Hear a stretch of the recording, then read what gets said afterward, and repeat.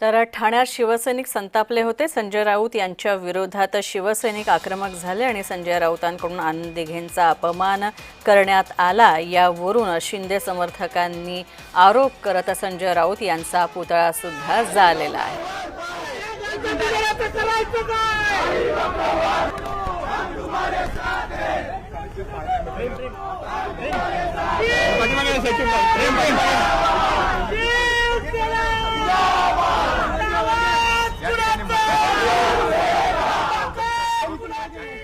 संजय राऊतांना दिघे साहेबांना बोलायचा अधिकार अजिबात नाहीये।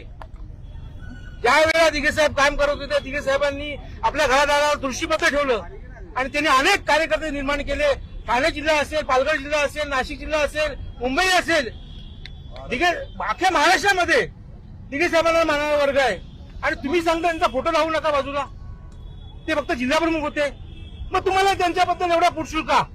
या जिवंत असताना पण त्यांच्या मनामध्ये पुरशूळ होता आणि आता पण त्यांच्या मनात 25 वर्ष गेले दिघे साहेब जाऊन सुद्धा, तरी पण तुम्हाला त्यांच्याविषयी पुरशूळ आहे।